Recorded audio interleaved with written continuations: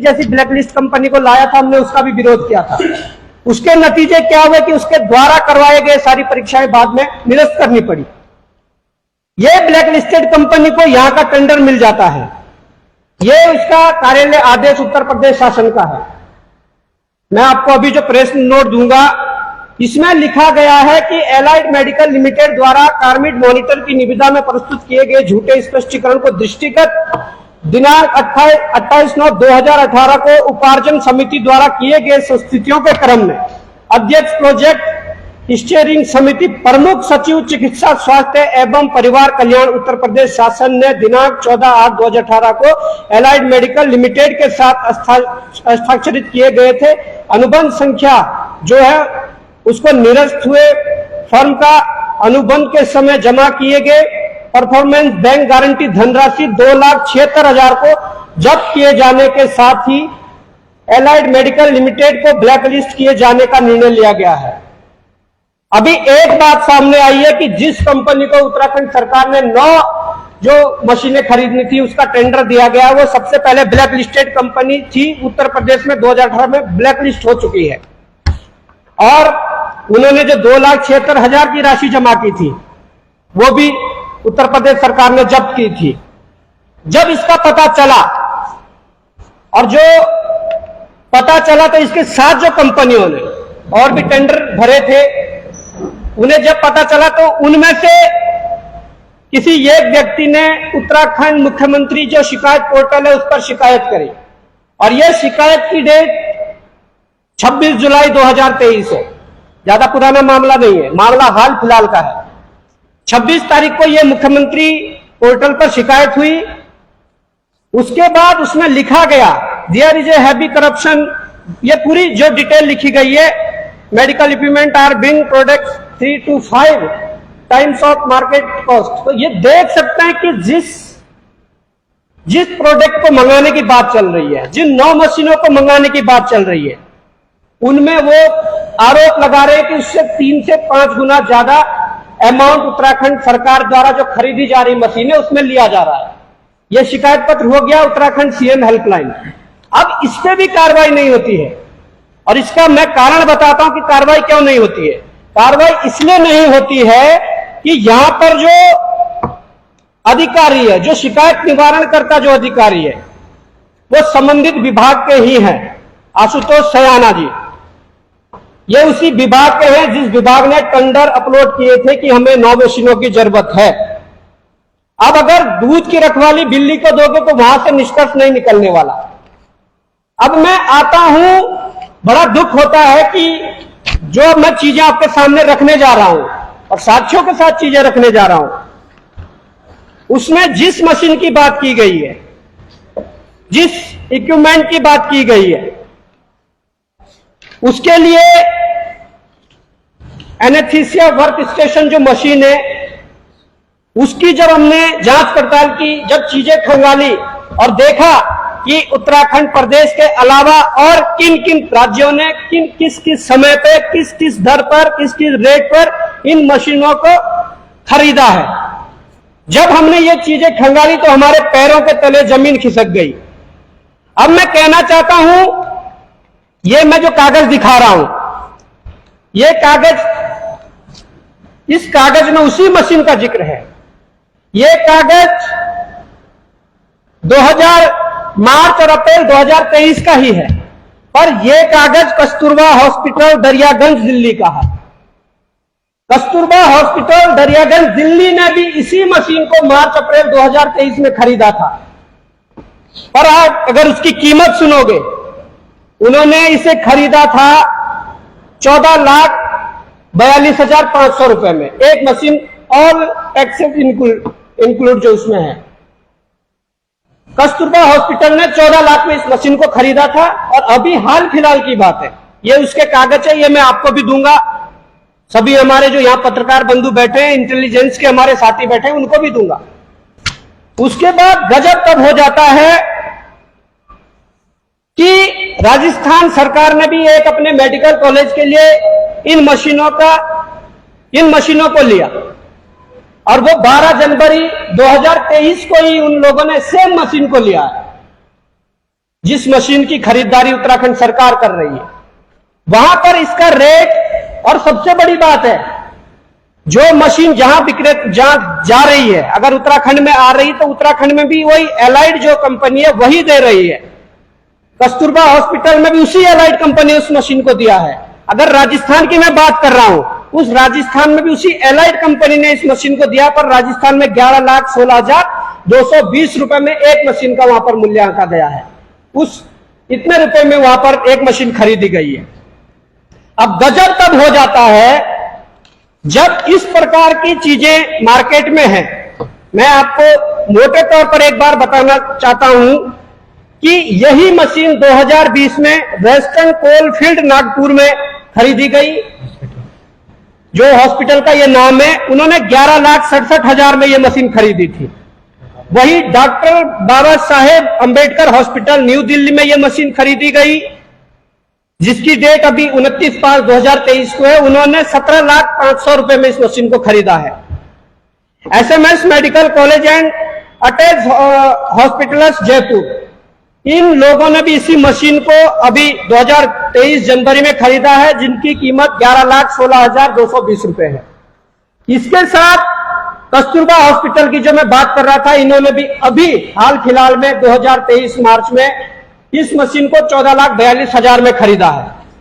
अब गजब तब हो गया उत्तराखंड के अंदर हमारे विभागीय अधिकारियों द्वारा, उत्तराखंड के अंदर हमारे विभागीय मंत्रियों द्वारा भ्रष्टाचार का इतना नंगा नाच किया जा रहा है कि इस मशीन की कीमत, जो मशीन देश के अन्य राज्यों में 11 लाख से 14 लाख 15 लाख तक बिक रही है, सेम कंपनी अन्य राज्यों को ये मशीन दे रही है, उसी कंपनी के साथ सेटिंग बैटिंग करके यहाँ के विभागीय अधिकारियों ने, संलिप्तता है यहाँ के विभागीय मंत्री धन सिंह रावत की, आपके नाक के नीचे ऐसा एक कृत्य हो रहा है।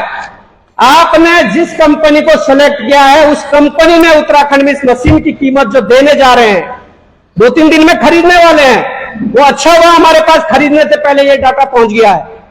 2-3 दिन में खरीदने वाले हैं, परंतु उस जिस कंपनी को सेलेक्ट किया है, उस कंपनी ने टेंडर भरा है, उस कंपनी ने 59,99,777 रुपए पर मशीन के हिसाब से टेंडर भरा है।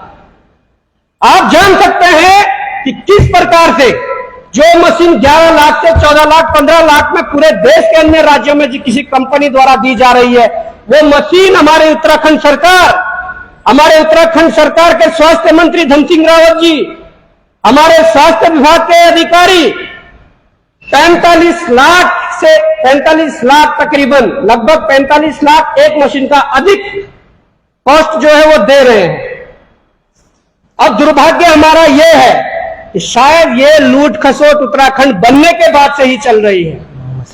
अगर ये स्थिति ना होती, क्या राजस्थान सरकार नहीं है जो इस मशीन को इसी 2023 में 11 लाख में खरीद रही है? क्या दिल्ली में नहीं है जहां ये मशीन 14 लाख में बिक रही है? उत्तराखंड सरकार ने ऐसा क्या कर दिया, या अपने भ्रष्टाचार के लिए करोड़ों रुपए गबन करने के लिए अगर उस मशीन की 59 लाख रुपए कीमत लगाई है, तो आप देख सकते हैं अगर ये हालात ना होते तो आज पिथौरागढ़ से लेकर चमोली चक्राता तक के जो हमारे जो प्राथमिक स्वास्थ्य केंद्र है, जहां पर हमारी माताएं घास काटने जाती है, हमारे जो गांव में जो हमारे अभिभावक है वो पत्ती लेने जाते हैं, वो जब घास काटते हुए पत्ती लेते हुए जब गिर जाते हैं, थोड़ा सा क्रैक आने के लिए हमारे पहाड़ों के अस्पतालों में, वहां पर स्वास्थ्य केंद्रों में एक एक्सरे मशीन तक नहीं है, परंतु यहां ऐसा भ्रष्टाचार का नंगा नाच हो रहा है। एक मशीन के लिए 45 लाख रुपए अतिरिक्त लिया जा रहा है, लगभग जो एक माने, और 9 मशीनें खरीदनी है तो 4 करोड़ कुछ का ये घपला आ रहा है। और इसके साथ 9 पे नहीं रुकेगी, हमें विश्वसनीय सूत्रों से यह भी ज्ञात हुआ है कि सरकार लगभग 50 ऐसे उपकरण खरीदने जा रही है। तो अगर 9 मशीनों में 4 करोड़ कुछ का घपला आ रहा है, तो 50 मशीनों में जाकर ये कितने करोड़ों अरबों में ये मामला जाएगा। और इनकी नीयत पर सवाल तो उठेंगे कि जो मशीन अन्य राज्यों में 11 से 14, 15, 17 लाख तक मिल रही है, वही मशीन तुम 60 लाख में यहां पर बेच रहे हो, तो ये बड़ा दुर्भाग्य है। अब हमारा सीधा सा ये कहना है कि जिस प्रकार से जो हमने ये डाटा कलेक्ट किया है, जिस कंपनी को 2018 में उत्तर प्रदेश में ब्लैक लिस्ट किया था, उस कंपनी के द्वारा यहां पर टेंडर ये लिया गया है। वो कंपनी कोर्ट भी गई, कोर्ट ने उसे फटकार लगाकर जो उसके 2,76,000 रुपए जब्त किए थे, उसको फटकार लगाया कि तुमने गलत किया है, तुम गलत हो। कोर्ट ने भी फटकार लगा दी है। परंतु उत्तराखंड में मैंने पहले शुरू में यही कहा था, उत्तराखंड में ये द्वार सबके लिए खुल चुके हैं, ये द्वार माफियाओं के लिए खुल चुके हैं, ये द्वार करप्टेड लोगों के लिए खुल चुके हैं। तो हम सीधे सी ये बात है कि ये प्रेस कॉन्फ्रेंस करने का मतलब ये था कि इन चीजों को, इन आंकड़ों को अपने प्रदेश की जनता के सामने रखना हमारा मकसद था कि प्रदेश की जनता देखे किस प्रकार से हमारी सरकार हमारे ही पैसे का दुरुपयोग कर रही है, हमारे टैक्स के पैसे को कहां किन माफियाओं के हाथों में दे रही है। यह प्रदेश की जनता को समझना पड़ेगा। दूसरी बात यह है कि आज ये उजागर मामला हो गया है, हमने सारे इसमें एविडेंस लगाए हैं जहां जहां इन मशीनों की डिलीवरी देश भर में हुई है, और उसके बाद भी सरकार को यह कहना चाहते हैं कि सरकार इस टेंडर प्रक्रिया पर तत्काल रोक लगाए और विभागीय अधिकारी जो संलिप्त है, जिन अधिकारियों की इसमें भूमिका है, उन पर कार्रवाई और विभागीय मंत्री धन सिंह रावत जी इस्तीफा दे।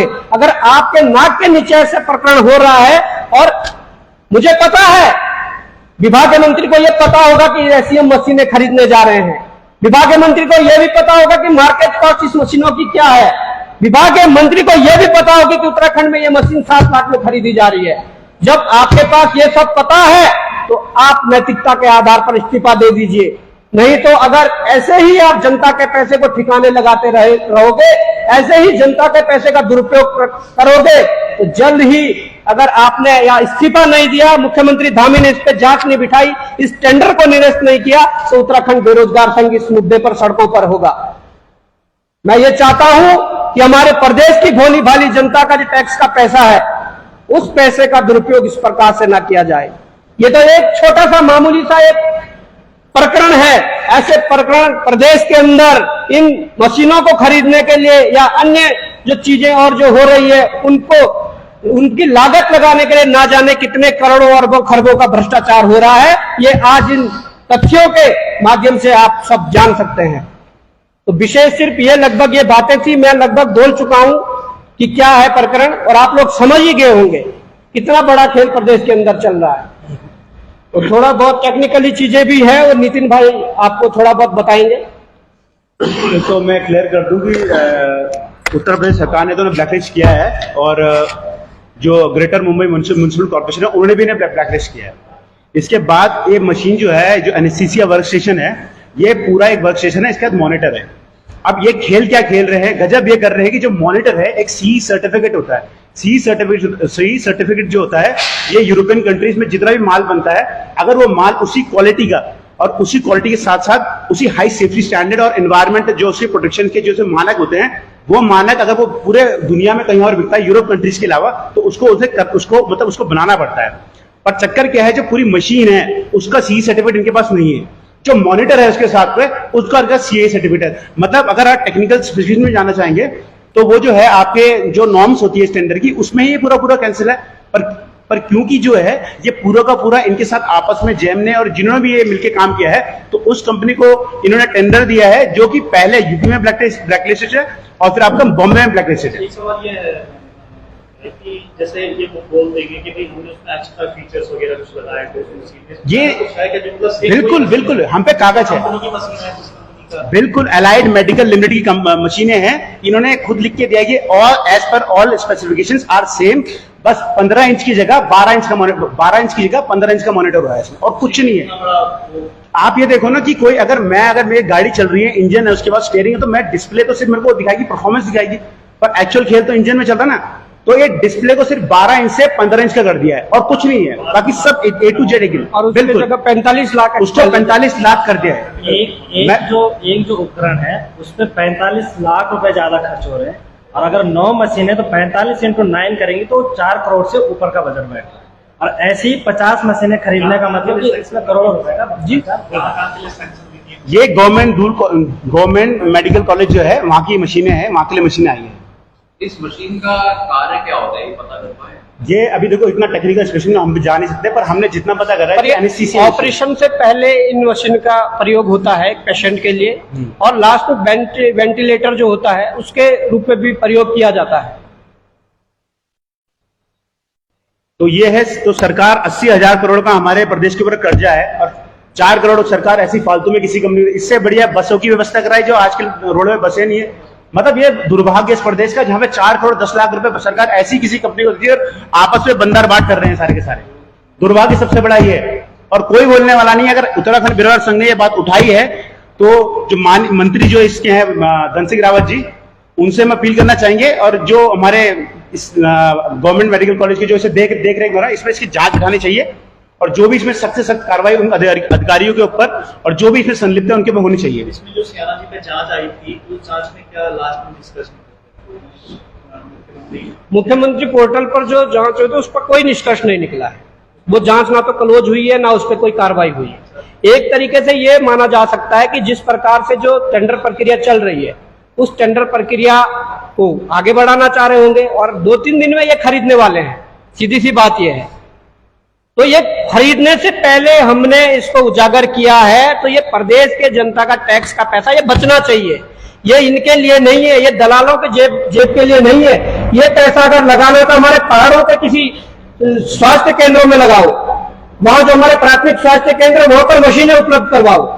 ये इनके जेब के लिए नहीं है। सीएम हेल्पलाइन में जो जांच है, ये जांच किसको सौंपी है? ये सर जहाँ जो सयाना जी है, ये आशुतोष सयाना जो दून मेडिकल कॉलेज के जो शायद डीन है, ये उन देखो सीएम हेल्पलाइन में किसी भी डिपार्टमेंट में उनके लिए निस्तारण जो अधिकारी रखे होते हैं उनके रखे होते हैं। ये जो जांच गई है उनके पास गई है। ये टेंडर प्रक्रिया भी दून मेडिकल कॉलेज का है। तो जब मैं वही कह रहा हूँ, जब दूध की रखवाली बिल्ली को दी जाएगी तो कैसे चीजें हो पाएगी, कैसे कार्रवाई हो पाएगी। टेंडर लगी लगभग महीना भर।